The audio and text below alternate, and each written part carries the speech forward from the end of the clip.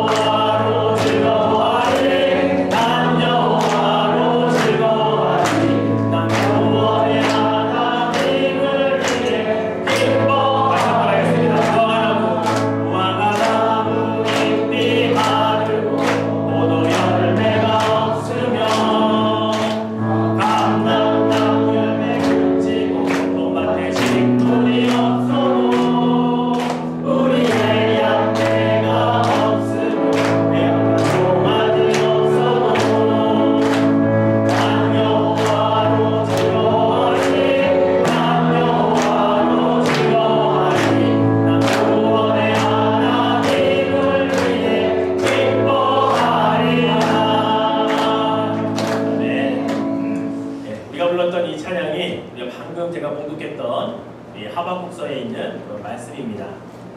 하박 선지자는 이 찬양을 통해서 우리 하나님 한 분에 대한 확실한 믿음과 신뢰를 놓치지 않고 있습니다. 우리 함께 찬양했던 이 찬양과 우리 함께 읽었던 성경 본문에 보면 하나님에 대한 확신과 믿음을 더 이상 흔들어 놓을 수 없는 6가지에 대해서 우리가 함께 기도하고 찬양을 불렀습니다. 어떤 것들이 있었습니까? 무화과 나무에 무화과 열매가 없어도, 그리고 포도나무에 포도 열매가 없어도, 감람나무에 올리브 열리겠죠? 올리브가 없어도, 밭에 먹을 것이 없어도, 우리에는 양이 없고 외양간에는 소가 없어도 어떻게 하겠다? 난 구원의 하나님을 인하여 기뻐하겠다라고 하는 것이 하박국 선지자의 하나님을 향한 확실한 믿음에 근거한 기도고 신앙이었다고 하는 겁니다. 이 6가지는 이스라엘 사람들에게는 하나님께서 자기들에게 주시는 그 풍요로움, 풍성을 나타내는 그런 6가지의 상징입니다. 이것만 다 있으면 이스라엘 팔레스타인 땅에 사는 그들에게는 우리 참 행복하다, 하나님께 복받았다 이렇게 말하고 살 수 있는 그런 하나의 근거가 되고 상징이 되는 것이 이러한 부분이었다는 거죠. 그런데 하박국의 기도 안에는 이러한 것이 없어도 나는 오직 여호와 하나님만으로 인하여 기뻐하고 감사하겠다라고 하는 것을 우리가 기도로 고백을 하고 있다는 거죠. 하박국서는 이 장면을 끝으로 하박국서가 끝이 납니다. 하박국서가 3장밖에 되지 않는데 3장의 마지막 부분이 바로 이 기도, 이 고백으로 끝이 나고 있죠. 자, 그렇다면 하박국 선지자가 어떻게 이러한 기도로 마무리를 하고 있을까? 처음부터 그랬느냐? 그렇지 않았습니다. 하박국서의 시작과 끝은 완전히 다른 국면을 이야기를 하고 있기 때문에 그렇습니다. 그렇다면 우리가 하박국 선지자는 어떻게 이러한 기도를 드릴 수 있었을까라고 우리가 한번 생각해 보아야 하겠고요. 이것을 우리가 한번 오늘 본문 가운데 살펴보려고 합니다. 그래서 하박국 선지자의 기도를 우리가 오늘 도전받아서 우리도 하나님 앞에 이것 있어야 감사하고 이것 있어야 하나님을 찬양하는 게 아니라 이것이 없어도, 이것이 부족해도 하나님만으로 인하여 기뻐하며 찬양하겠습니다라고 하는 이 고백의 기도를 우리가 도전받고 함께 기도할 수 있기를 주의 이름으로 축원해 드리겠습니다. 자, 하박국이라고 하는 이 선지자 이름도 참 발음하기도 쉽지 않은데요. 이 하박국이라고 하는 선지자에 대한 소개는 성경에 거의 없습니다. 이름 외에는 아무것도 소개되어 있는 것이 없습니다. 그런데 하박국이라고 하는 이 이름이 뜻하는 내용은 포옹한다, 껴안아준다, 안아준다라고 하는 의미를 가지고 있다고 합니다. 자, 그런데 이 하박국에 대한 이 선지자에 대한 이야기를 사실은 기록이 없으니까 누가 유추할 수가 없잖아요. 그런데 중세시대 때 신학자들에 의하면 이 하박국의 이름을 가지고 그의 신분, 또 그의 태어난 과정들을 유추해내었던 학자들이 있었습니다. 열왕기하 4장에 보면 엘리사 선지자가 나오고 엘리사 선지자와 수넴에 있는 수넴 여인의 이야기가 나옵니다. 수넴 여인이 엘리사 선지자를 아주 잘 대접을 해주었어요. 그랬더니 엘리사 선지자가 이제 가기 전에 그 호의에 답례하기 위해서 수넴 여인에게 축복의 한 말씀을 전해주고 갑니다. 그게 바로 열왕기하 4장 16절 말씀인데요. 엘리사가 이르되 한 해가 지나 이때쯤에 내가 아들을 안으리라, 이런 축복을 합니다. 자, 여기 나와 있는 안는다, 이 아들을 안겠다, 이 단어가 히브리어에서 하박국이라고 하는 단어가 나왔다는 겁니다. 그래서 어떻게 사람들이 유추했냐면 수넴 여인의 아들이 하박국이다, 이렇게 중세시대 학자들이 이렇게 유추를 해냈다고 하는 거죠. 물론 이것이 정확한 근거를 가지고 있는지 잘 모릅니다. 그런데 원체 기록이 없다 보니까 하박국 선지자로 세워받긴 했는데 아마 이 수넴 여인의 아들이었을 것이다 라고 하는 하나의 설도 있다고 하는 것을 이렇게 말씀을 드리는 거죠. 어쨌든 이 하박국이라고 하는 선지자의 이름은 호응하다, 껴안는다라고 하는 의미였기 때문에 그가 자기 이름처럼 자기가 처한 시대의 고통을 정말로 껴안으려고 했던 선지자였다는 겁니다. 무엇을 껴안았느냐? 그는 기도하는 자로 그 고통과 민족의 아픔을 껴안으려고 했다는 거죠. 하박국 선지자가 살았던 시대의 그 국제적인 흐름을 한번 여러분과 살펴본다면 한 기원전 BC 600년 정도로 거슬러 올라갑니다. 이때에는 어느 나라가 가장 강성했냐면 이 바벨론이라고 하는 나라가 아주 강성해져서 전 세계를 장악하고 있는 시대였다는 거죠. 자, 지도를 보시면 아시겠지만 이미 이스라엘 지역, 팔레스타인 지역도 거의 다 바벨론에 의해서 점령이 되었던 때입니다. 그리고 이제 이집트까지 잡아먹으려고 이 바벨론이 굉장히 세를 형성해 나가는 때였다는 거죠.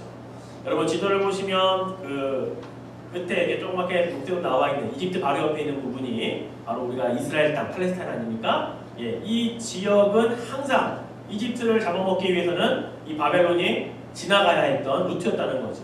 그러다 보니까 항상 그 지역에 있었던 이스라엘, 북이스라엘은 이미 아시리아에서 망했고 이미 남유다만 남아있었는데 남유다도 계속해서 바벨론으로부터 침공을 받던 그런 때였다는 것입니다. 근데 거기에 하나님께서 하박국 선지자에게 어떤 음성을 들려주셨냐면 내가 남유다를 심판할 것인데 심판할 자로 바벨론을 세울 것이다. 바벨론에 의해서 남유다는 멸망할 것이다 라는 음성을 이미 하박국 선지자에게 들려주셨던 때였다는 거죠. 이미 자기 국제적인 정세를 보니까 남유다를 둘러싸고 있는 이 바벨론, 그런데 이 바벨론이 결국은 내가 살고 있는 이 땅, 우리의 민족 남유다를 멸망시킬 그러한 강대국이라고 하는 사실을 하박국 선지자는 이미 하나님으로부터 들었다는 사실입니다. 이러한 상황에서 하박국이 할 수 있는 일이 무엇이 있었을까요? 하박국은 무릎 꿇었었다는 얘기입니다. 하박국은 이럴 때에 기도를 하는 자로 이스라엘의 운명을 안으려고 했었다라고 하는 것입니다. 그래서 바로 하박국을 통해 우리가 기도를 오늘 두 가지를 배우려고 합니다. 첫 번째 기도는 바로 진노의 하나님께 긍휼을 구하는 기도를 배워야 합니다. 잘 보시면 사랑의 하나님께 긍휼을 구하는 기도가 아닙니다. 진노의 하나님께 긍휼을 구하는 기도입니다. 무엇이 다르겠습니까? 하나님은 하나님이신데 사랑의 하나님이 아니라 진노의 하나님이라고 말씀드린 이유가 있습니다. 구약 성경에 보면 하나님이 진노하신다라고 하는 그런 표현이요, 자그마치 375회나 기록이 되어 있다고 합니다. 1년이 365일인데 하나님이 하루에 한 번씩 화를 내시고도 며칠 더 화를 내실 수 있는 그 숫자가 성경에는 하나님이 진노하신다라고 하는 표현을 하고 있다는 거죠. 무슨 말씀인가 하면 하나님께서는 심판하시는 하나님이시고 불의를 하나님께서 싫어하시는 하나님이시기 때문에 하나님께서는 벌을 내리시고 때로는 심판하시는 분이시다라는 것입니다. 그래서 우리는 그 진노하시는 하나님 앞에 솔직히 우리의 잘못, 나의 그릇됨, 나의 범죄함을 하나님 앞에 솔직히 고백해야 한다는 겁니다. 다시 말해서 우리는 하나님 앞에 우리의 잘못을 아랠 때에도 진노의 하나님보다는 사랑의 하나님을 앞세웁니다. 왜냐하면 용서받기를 원하기 때문에. 내가 아무리 큰 잘못을 하고 아무리 내가 바른 길 걷지 않았을지라도 하나님은 사랑의 하나님이시니까 나를 용서해 주셔야 한다고 하는 그런 전제를 가지고 사랑의 하나님부터 찾는다는 거죠. 근데 하박국은 그렇게 기도하지 않았다는 겁니다. 하박국은 하나님은 불의를 싫어하시고 하나님은 범죄자들을 심판하신 하나님이시기 때문에 진노의 하나님이심을 인정을 하고 그 하나님께 자신들의 잘못을 그대로 기도했던 선지자였다는 거죠. 그러나 그 가운데 잊지 않았던 건 그 진노하시는 중에서도 긍휼하심을 주시옵소서라고 기도했다는 사실입니다. 우리는 우리의 잘못을 철저하게 인정하는 기도가 필요합니다. 현실에서 드러나고 있는 여러 가지 현상들, 나를 어렵게 만드는 것들, 그리고 내가 잘못하고 있는 모든 그런 정황들을 하나님 앞에 낱낱이 가장 먼저 솔직히 고백할 필요가 있다는 거죠. 사실 여러분, 유다 백성들은요, 겉으로 보기에는 하나님을 참 잘 섬기는 듯 보이는 백성들이었습니다. 이들은 그들이 가지고 있던 율법인 이 토라를 아주 잘 지켰던 민족입니다. 그리고 성전에 가서 제사도 잘 드렸습니다. 정해진 시간만 되면 성전에 올라가서 꼬박꼬박 기도했던 그러한 사람들이었거든요. 그런데 하나님께서는 그들의 중심, 그들의 마음, 속마음, 속사람을 들여다보니까 그들의 속사람하고 겉으로 보여지는 것과는 너무나 달랐다는 거죠. 그들 안에 교만이 가득했습니다. 그들 안에 이기주의가 팽배했습니다. 나밖에 모릅니다. 가난한 과부와 고아와 나그네의 객들을 보살피라고 하나님 말씀하셨는데 그들은 걷어보지도 않고 오히려 그들로부터 착취해서 자기의 배를 불리는 그런 삶을 살았던 이스라엘 백성들이었음을 하나님이 아셨다는 거죠. 자기 몸을 꾸미고 치장하는 데만 온갖 사치를 다했고 그리고 주어진 자유를 만끽하는 것을 지나쳐서 방종하였고 그것으로 음란하였고 살인하였고 그들은 간음하는 영적인 범죄까지도 지었던 자들이었던 것을 하나님은 보셨습니다. 결국 겉으로 보기에는 그렇게 잘 섬기는 것 같았지만 겉으로 보여지는 모습에는 잘 차려입고 하나님 앞에 예배 나오는 것 같았지만 겉으로 보기에는 꼬박꼬박 기도 시간에 기도하는 것 같았지만 그들의 속마음은 하나님 보시기에 그렇지 않았기에 그들을 향한 하나님의 메시지는 심판이었다고 하는 것이죠. 바로 바벨론이라고 하는 이 강국을 통해 남유다를 내가 멸망시키겠노라 하나님이 이렇게 하박국 선지자에게 선언을 하셨던 것입니다. 이러한 정황 속에서 하박국은 무엇을 할 수 있었냐면 오로지 무릎 꿇고 기도할 수밖에 없었습니다. 또 기도로 하나님께 여쭤볼 수밖에 없었습니다. 하나님께 엎드려서 하나님 도대체 이것이 어찌 된 일입니까? 라고 그는 물을 수밖에 없었다고 하는 것이죠. 그래서 하박국 선은요 다른 선지서와는 좀 다른 양식을 취하고 있습니다. 어떻게 다르냐면 다른 구약의 선지서들은 하나님께서 이렇게 잘못하였으니 가서 선포해라. 내가 이렇게 회개하지 않으면 멸망하겠고 심판하겠다. 선지자들이 가서 그렇게 했다고 하는 것을 기록한 것이 보통의 선지서들입니다. 그런데 하박국서는요 하나님께서 이미 이스라엘을 유다를 멸망시킬 것을 말씀하시자 하박국이 하나님께 묻습니다. 하나님 왜 그렇게 하셔야 됩니까? 하나님이 이래서 이렇게 한다. 하나님 이것이 정말입니까? 이것이 맞습니까? 그래 이것이 이렇게 될 것이다 라고 하는 하나님의 대답. 그래서 하박국이 묻고 하나님이 대답하는 것을 그대로 기록해 놓은 것이 하박국서입니다. 가서 선포한 것을 기록하는 게 아니라 하나님께 하박국이 이스라엘 백성들을 대신해서 묻고 하나님이 대답해 주신 것을 기록해 놓은 것이 하박국서라는 거죠. 그래서 다른 선지서와는 좀 다른 특징을 가지고 있습니다. 그런데 하박국도 처음에는 하나님의 이 심판의 메시지, 심판하시겠다고 하는 하나님의 뜻을 그는 동의하지 않았습니다. 어떻게 할 수 있냐면 하박국 1장에 보면 그가 하나님께 묻는 그 기도 가운데 3번씩이나 반복하는 말이 뭐냐면 어찌하여 라고 하는 말입니다. 하나님 앞에 어찌하여라는 말을 사용했다고 하는 것은 그 말에 동의하지 않는다는 거거든요. 하나님 도대체 왜라고 하는 말이거든요. 어찌해서 이렇게 이런 일들을 하시려고 하십니까? 어찌해서 하나님 이것을 하시려는 것입니까? 라고 하는 이 질문, 이것은 하박국이 처음에는 하나님 앞에 하나님의 뜻에 논의할 수 없었다고 그는 이야기를 하고 있는 거죠. 하나님, 유다 백성이 악한 거 저도 인정합니다. 그런데 어떻게 더 악한 이방 민족인 바벨론을 들어서 심판을 하시겠다는 겁니까? 하나님, 어찌하여 의로우신 하나님께서 이렇게 불합리한 일을 하시려고 하십니까? 어찌하여 하나님의 백성들에게 이런 모욕을 주시려고 어찌하여 하나님께서 이런 모순된 상황들을 만드신단 말입니까? 하박국은 하나님께 어찌하여 이렇게 묻는 기도를 1장에 보면 드리고 있다는 거죠. 자, 그런데 이 1장에서 시작된 어찌하여라고 하는 이 기도가 2장, 3장으로 넘어가면서 바뀝니다. 물론 장수는 3장이라고 하는 짧은 장수이지만 아마 하박국은 오랜 시간 동안 하나님께 무릎 꿇어 기도하고 여쭤보았을 것입니다. 그리고 이제 3장쯤 가니까 이 어찌하여라고 하는 이 기도가 이렇게 바뀝니다.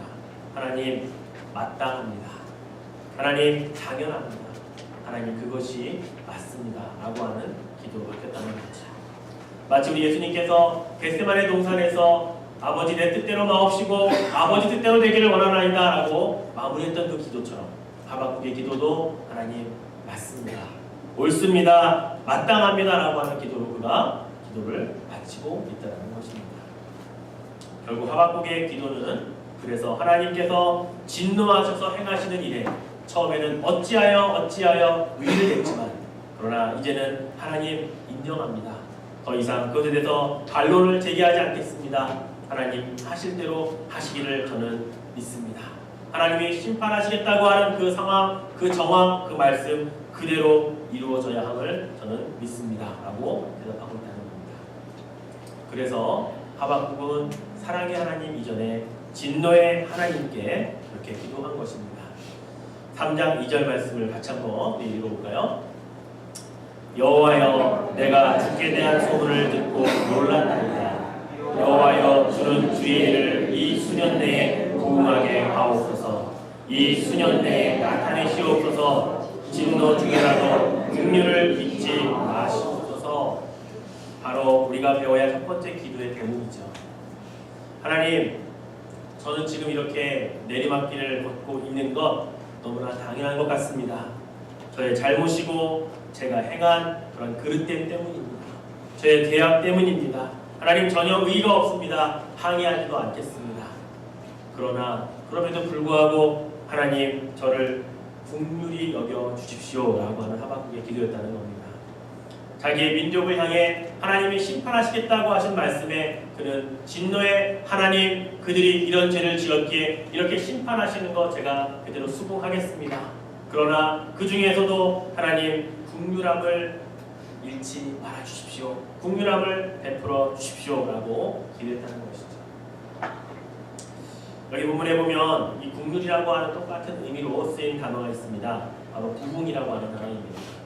여기서 부흥은 우리가 생각하는 수적, 양적 그런 부흥을 말하고 있지 않습니다. 말 그대로 다시 일어난다, 다시 살아난다 라고 하는 그런 의미의 부흥이라는 의미이죠. 즉 하나님께서 긍휼을 베풀어 주실 수만 있다면 수년 내에 다시 한번 살아날 수 있는 기회가 있을 줄 압니다. 하나님 아주 멸망시키시기보다는 제발 하나님의 뜻을 한 번 더 우리들에게 긍휼함을 주셔서 살아날 수 있는 기회를 허락해 주십시오 라고 하는 바로 하박국의 기도였다는 것입니다. 사랑하는 성도 여러분, 하박국의 이 기도 안에는 하나님의 심판이 시도될 리 없기에 그냥 마냥 하나님의 사랑만 찾는 그런 기도가 아닙니다. 나의 잘못, 나의 죄, 그로 인해 받는 모든 진노 그대로 하나님께 인정을 하는 그런 기도를 드리고 있습니다. 하나님께서 내리시는 심판은 그대로 달게 받겠습니다. 그 가운데 그러나 긍휼하심, 하나님의 그 긍휼하신 만큼은 잊지 말고 베풀어 주십시오 라고 기도하고 있다는 거죠. 우리가 우리의 잘못을 솔직히 고백하고 우리의 잘못에 따라 하나님이 내려주실 벌이 있으시다면 그 벌도 달게 받겠습니다.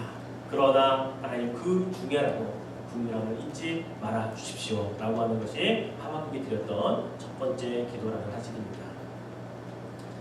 자, 두 번째 우리가 배워야 할 기도가 있습니다. 두 번째 기도는 하나님을 철저하게 신뢰하는 기도입니다. 그래서 그 하나님으로부터 오는 기쁨을 누릴 수 있는 기도, 이 기도가 두 번째 하박국이 드렸던 기도입니다. 사실 하박국은 하나님께서 유다를 심판하신다고 하는 그 구실을 받았을 때에 굉장히 놀랐습니다. 두려웠다 그랬고 창자가 흔들렸다 그랬고 내 입술이 떨렸다라고 그렇게 고백을 하고 있거든요. 16절 말씀해 보니까 내가 들었으므로 내 창자가 흔들렸고 그 목소리로 말미암아 내 입술이 떨렸도다. 우리를 치러 올라오는 환난 날을 내가 기다림으로 썩이는 것이 내 뼈에 들어왔으며 내 몸은 내 처소에서 떨리는도다. 이렇게 그는 고백을 하고 있어요. 여러분, 이 고백도 하박국의 진짜 기도입니다.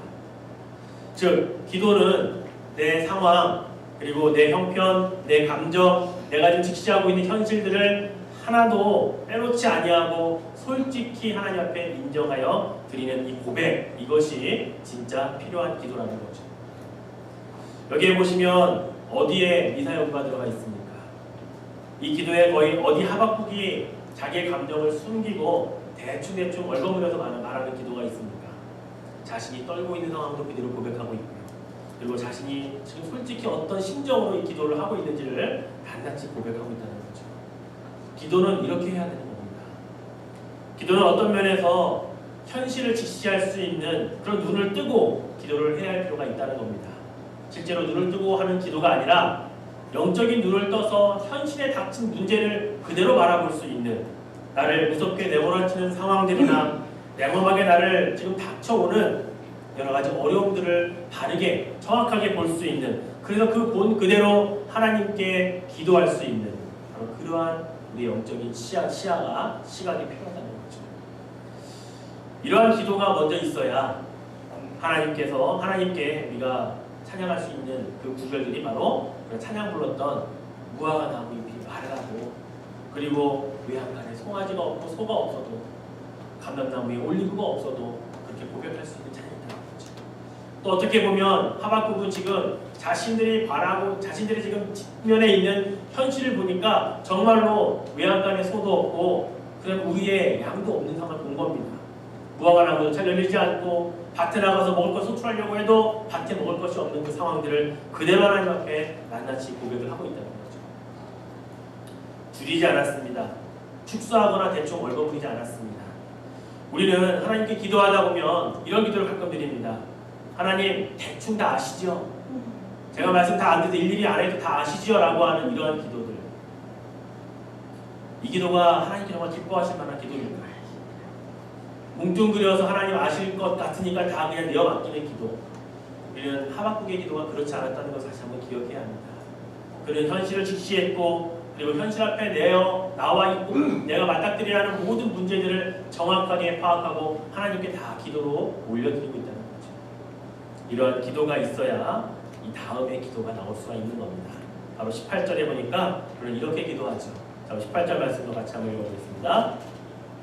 나는 여호와로 말미암아 즐거워하며 나의 구원의 하나님으로 말미암아 기뻐하리로다. 아멘. 그렇습니다. 현실이 척박하고 냉엄한 상황과 처지에 있음을 하나님 앞에 솔직히 다 낱낱이 고백한 이후에야 바로 이러한 상황을 구원케 하실 하나님, 바로 이러한 상황 속에서 하나님 한 분만으로 내가 이길 수 있다라고 하는 그런 믿음의 고백을 할 수 있는 그 기도가 비로소 나올 수 있다는 겁니다. 좀 얼버무리는 기도 중에 나올 수 있는 고백이 아니에요. 여러분, 하박국이요, 기도 몇 번 한 다음에 좋은 미사여구만 이거 괜찮은데 뽑아가지고 이렇게 기록한 게 아닙니다.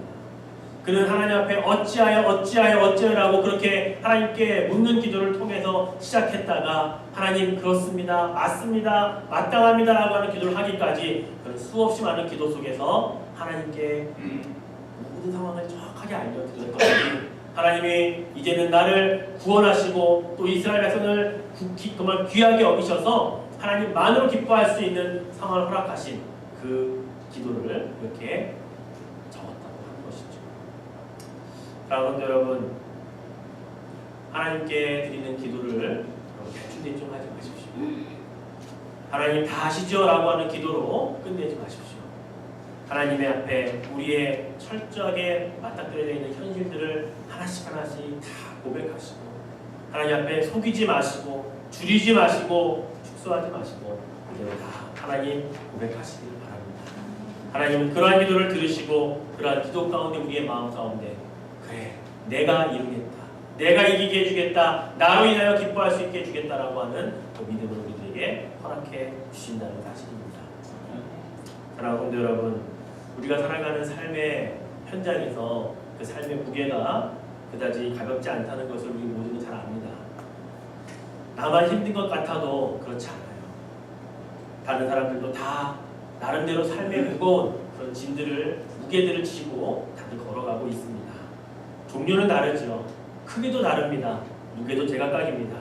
그런데 나보다 작게 보이는 그 짐도 작지만 더 무거울 수 있는 짐이라는 것도 생각해 보아야 합니다.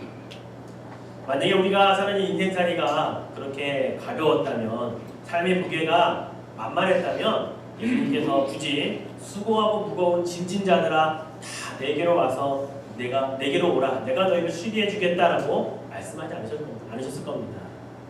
예수님께서도 33년이라고 하는 시간을 인간의 몸을 가지고 이 땅에 살아보셨습니다. 살면서 예수님 느끼신 거예요. 아, 인생이 없고 만만치 않구나. 인간들이 이 땅 가운데 살아가는 삶이 그렇게 가벼운 짐이 아니구나. 그래, 이제 그 짐을 나에게 맡기면 내가 져줄게. 나에게 맡기고 나에게 와서 쉬어라라고 주님이 말씀하고 있는 거죠. 예수님도 살아보셨고 경험해보셨고 직접 몸소 체험해보셨기 때문에 이 말씀을 하고 있다는 것입니다. 그렇습니다, 여러분. 그래서 우리가 하박국 선지자로부터 배워야 할 기도는 철저하게 현실을 직시하는 기도입니다. 속이지 않고 줄이지 않고 대충 얼버무리지 않고 정확하게 있는 그대로를 하나님 앞에 낱낱이 구하는 기도. 아프면 아픈 대로, 괴로우면 괴로운 대로, 상황이 안 좋으면 안 좋은 대로 그대로 하나님 앞에 드리는 기도를 배우시기를 바랍니다. 그러면 그 다음에 이 모든 상황에도 불구하고 하나님이 구원자 되어주시고 우리에게 기쁨의 근원이 되어주시겠다고 하는 그 기도의 고백이 우리의 입술을 통해 고백되어지게 하실 것입니다. 이 모든 상황과 형편 속에서 하나님 한 분만으로 인하여 즐거워하겠다, 고백하겠다, 기뻐하겠다고 하는 이 고백은 단순히 선지자이기 때문에 또는 하박국이기 때문에 나온 고백이 아니라 우리들의 고백이 될 수 있다는 사실을 여러분 믿으시기를 바랍니다. 이런 희망의 기도, 희망을 볼 수 있도록 바로 그 소망의 하나님을 바라보게 하는 그 구절이 마지막 19절 말씀에 있죠. 19절 말씀도 우리 같이 한번 읽겠습니다. 주 여호와는 나의 힘이시라. 나의 발을 사슴과 같게 하사 나를 나의 높은 곳으로 다니게 하시리라. 이 노래는 지휘하는 사람을 위하여 내 숲을 맞춘 것이니라. 이렇게 하박국서 말씀하죠. 바로 마지막 기도는 승리의 기도였고 마지막 기도는 하나님께서 가장 기뻐하시는 기도가 무엇인지 그가 알고 드리는 기도였습니다. 그래서 하나님은 나를 사슴과 같게 하셔서 내 모든 환난과 걱정과 어려움을 뛰어넘게 하시고 그리고 하나님을 인하여 기뻐할 수 있는 자가 되겠습니다라고 하는 기도 마무리가 되어놓았다는 것입니다. 기도를 많이 해야 나올 수 있는 고백이에요. 지난번에도 말씀드렸듯이 기도는 분량이 아니라 질이다. 이것은 어느 정도의 분량을 채운 분들이 하셔야 될 말씀이지 기도도 많이 하지도 않는데 분량보다는 질 이렇게 말씀하는 거 아닙니다. 우리가 드리는 많은 종류의 기도가 있을 것입니다. 그리고 하나님이 기뻐하시는 기도도 있을 것입니다. 내가 드리는 많은 기도 가운데 하나님이 과연 얼마나 나의 기도를 기뻐 받고 계실까? 과연 몇 %나 내 기도에 하나님은 감동하고 계실까? 우리는 한번 우리의 기도를 점검해보고 하박국으로부터 이 두 가지 기도를 배워야 할 것입니다. 말씀을 맺죠.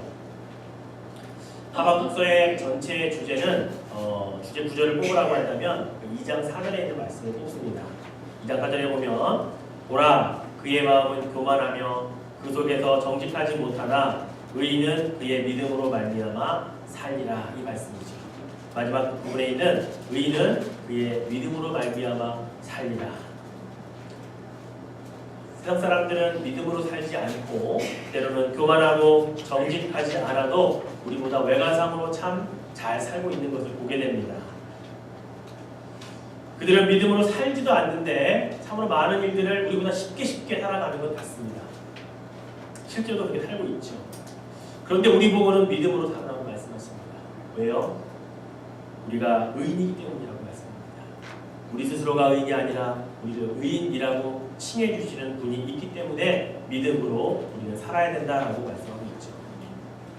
믿음으로 산다는 것은 세상과 타협하지 않는 삶입니다. 믿음으로 산다는 것은 부정과 부패와도 우리는 타협하지 않는 삶입니다. 그래서 어렵습니다. 그래서 때로는 손해봅니다. 그러나 이렇게 믿음으로 살면 사망의 음침한 골짜기를 다닐지라도 해를 두려워하지 않는 삶을 살게 되는 것입니다. 그렇게 살면 내 발을 사슴의 발과 같이 가볍게 하셔서 여러 가지 환난과 어려움들을 뛰어넘게 하시고 어디든지 다니게 하시는 하나님의 은혜를 누리는 삶을 살게 된다는 사실입니다. 이 말씀을 믿어야 하는 것이죠. 여러분, 그래서 우리는 오늘 하박국의 기도를 꼭 배웠으면 좋겠습니다. 하박국의 기도는 다른 건 아니었습니다. 진노하시는 하나님이 주시는 그 어려운 난관, 어려운 현실 그대로 인정하는 기도였습니다. 그러나 그 속에도 하나님의 긍휼 또한 잊어버리지 않고 바라는 기도였죠. 또 하나님으로 인하여 기뻐하겠다고 하는 기도, 그리고 믿음으로 살겠다고 하는 결단의 기도, 이것이 하박국의 기도였습니다. 이 기도를 여러분 잘 배우셔서 여러분의 기도도 하박국 선지자처럼 정말 솔직하고 있는 것을 그대로 직시하고 그러면서 하나님의 은혜를 구하는, 그리고 하나님 한 분만으로 인하여 즐거워하고 기뻐할 수 있겠다라고 하는 그런 고백이 있는 그런 기도자가 되시기를 주의 이름으로 축원해 드리겠습니다. 기도하죠. 함께 기도하겠습니다. 기도의 제목을 드리겠습니다. 하나님, 제가 하나님께 드리는 기도를 점검해 봅니다.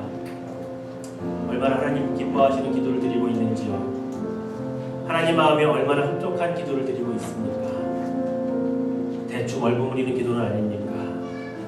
시간이 없다고, 몸이 피곤하다고, 하나님 다 아시지요 하고 끝내버리는 기도는 아닙니까? 하나님, 나의 기도를 점검하기를 원합니다. 오늘 하박국의 기도를 배우기를 원합니다. 진노 중에라도 긍휼을 베푸시는 하나님을 인하여 기도하고, 그리고 우리의 현실을 그대로 바라보며 그 중에서도 하나님 앞에 하나님만으로 기뻐하겠다고 하는 그런 결단의 기도가 있는 우리의 기도가 되게 하옵소서.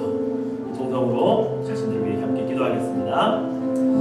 하나님 아버지, 감사합니다. 오늘 하박국 선지자의 기도를 통해 우리가 기도하고 있는 모습과 우리의 기도의 내용과 우리의 기도하는 그런 모든 것들을 점검해 봅니다. 하나님, 우리는 늘 사랑의 하나님만 찾고 있지 않습니까? 진노하신 하나님도 참으로 많이 성경에 기록되어 있는데 우리는 늘 진노하신 하나님은 저 멀리 모셔놓고 오직 사랑의 하나님만, 용서하신 하나님만 기대하고 바라고 있지는 않습니까? 오늘 하박국 선지자의 기도를 보니까 하나님, 그는 진노하신 하나님을 그대로 인정하고 하나님의 심판과 하나님의 행하심에 대해서 그는 순종하고 긍정하는 기도를 드립니다. 그러나 진노 중에라도 긍휼을 베풀어달라고 하는 그의 기도가 바로 우리가 배워야 할 기도입니다. 우리의 잘못도 솔직히 고백하게 도와주십시오. 축소하거나 하나님 얼버무리거나 대충 기도하지 않게 도와주십시오. 하나님, 정직하고 정확하게 하나님을 향하여 기도할 수 있게 하여 주십시오. 하나님, 우리 현실을 바르게 볼 수 있는 눈을 갖기를 원합니다. 그래야 하나님 있는 그대로 고백하고 아픈 그대로 고백하고 괴로운 그대로 고백하여서 하나님이 다 들으시고 하나님 한 분만으로 인하여 기뻐하며 감사하며 행복하다고 고백할 수 있는 그러한 결단의 기도자가 되게 하여 주시옵소서. 하나님, 우리에게 하박국 선지자를 통해 배우는 이 기도가 우리의 삶을 변화시킬 수 있기를 원하며 우리가 하나님 이렇게 기도하여 하나님 앞에 더 가까이 나아갈 수 있기를 원합니다.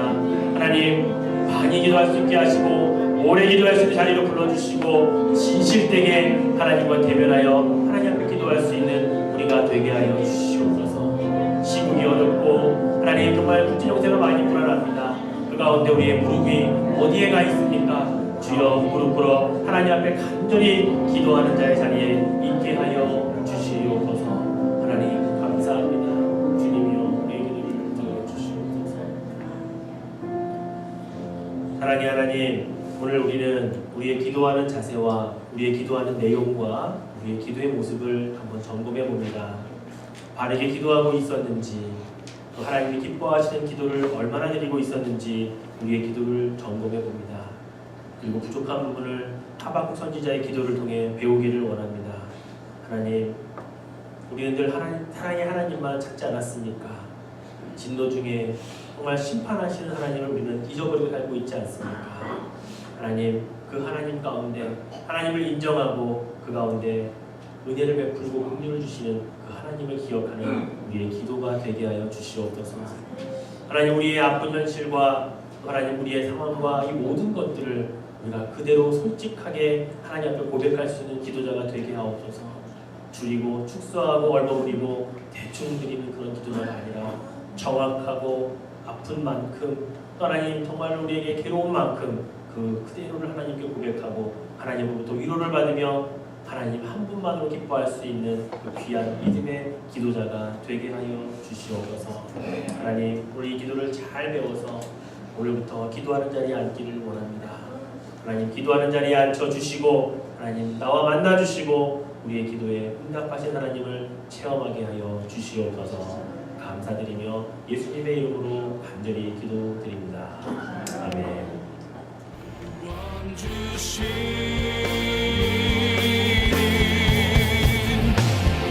당신은 영원하신 주, 내 영원하신 주, 지치지